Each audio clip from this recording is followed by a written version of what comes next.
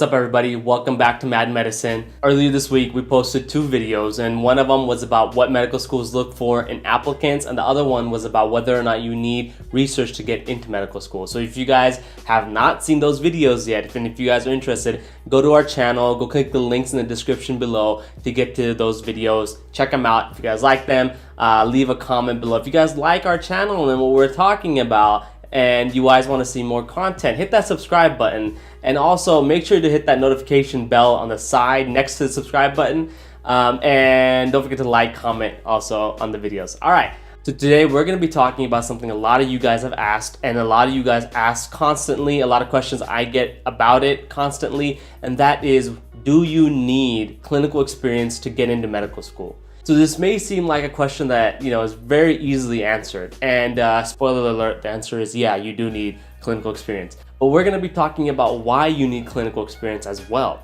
And there are two ways we want to frame this, two reasonings I want to show you when it comes to clinical experience. And the first reasoning, the first point of view is from your point of view.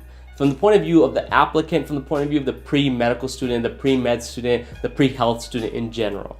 And the second point of view is going to be from the point of view of the medical schools who are going to be evaluating you guys. And that's what we're going to be talking about today. We're going to be talking about why you need clinical experience to get into medical school, okay? Now that being said, let's talk about the applicant side. Let's talk about for you guys. Why do you need clinical experience to get into medical school? All right, so the way I like to think about it is, let's say you want to buy a car, a brand new car, okay? You've used your beaten old car for a long time, but you're ready to buy a new car, and you've saved money, you've worked hard, you've saved up as much as you can, and you're ready. Are you gonna go to the dealership and just say, okay, I'm gonna take that one, without ever test driving it? Probably not. You're gonna wanna test drive the car to see how does it run. Do you like the feel of the car? Do you like the interior car? Do you like how much it costs? How much is it gonna it cost you? Can you afford it? All of these things you have to know before you buy a car. And I think getting into medical school is like buying a car. A very, very expensive car, but nonetheless, it's like buying a car. In fact, you could say it's like buying a house, because your amount of loans that most of us have to take are equivalent to the cost of a house nowadays. I think it's really important to get clinical experience as a pre-med student, because at the end of the day, it's your research, it's your test drive into medical school, it's your test drive into being a physician. Now, a lot of people think, oh, you may not need clinical experience. All you need is your grades, your GPA. All you need is a good MCAT score and you're good. And that's actually not the case, okay? Anyone tells you that, they're stupid. And if you listen to them, you're stupid. They're not. So don't listen to them. You really do need clinical experience. You need to know what you're about to get yourself into. Sorry about that. Anyways, you need to know what you're about to get yourself into. You need to understand why you want to go into medicine, right? You may think medicine is all glamorous, it's all hardcore. Someone comes in with a gunshot wound and all you're going to do is stabilize and save a life, and that's what you do day in, day out. Every patient's on the verge of dying. But that's really not the case, right? And that's something a lot of us have in the back of our mind because we watch shows like Grey's Anatomy or ER or The Resident on Fox. So all these shows that are playing nowadays give us a false perception of what medicine is like. And I'll be honest with you, before I got into medical school, before I even got clinical experience, that's what I thought too. I also was enamored by, the glamour of it. I was like, oh, that's crazy. You get to save lives. That's badass. But the truth is, that's not exactly what medicine is like at all. So you want to get that clinical experience to understand, do you want to do this, right? And I've said this before, medicine isn't easy. Going through medical school is not easy. Going through undergrad as a pre-med to get into medical school, definitely not easy. It's a lot of hard work. It takes a lot of time, it takes a lot of effort to be good enough to apply to medical school. And you don't want to feel like you've done all this work to get into medical school and then realize you actually hate what you're doing and you wasted all that time on something you really didn't want to do.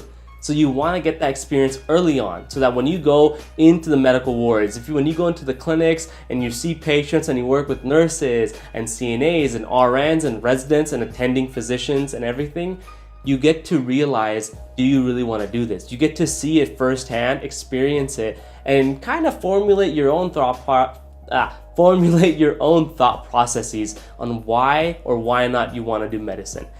Clinical experience, in my mind, is kind of a test run, okay? It lets you guys try out medicine without really having to commit to anything. I know a lot of people who tried clinical, doing clinical stuff, and then they were like, oh, this really isn't for me, and that's okay. They found their calling in something else, they switched, and they're successful. But you really want to get that experience so you know yourself. So I think that's the most important reason why you should definitely have some clinical experience. Yes, you can learn some medical terminology. Yes, you can get a little ahead of the curve by getting clinical experience. Maybe you're a scribe and you can understand what some of the laboratory tests mean. But to be honest with you, that's not going to give you much of a leg up when it comes to medical school. Unless you're a nurse, unless you've been working as a medical professional and then you go into medical school, that's different, right? Then you've actually been professionally working and you've been practicing your craft. And now you're about to take it to another level. But if you're an undergrad, you're just getting some clinical experience, you're scribing, you're volunteering, you're working at a nursing home, etc., etc. It's not going to give you a big leg up when it comes to academics, but it will give you a big leg up personally when it comes to deciding whether or not this is the right career for you.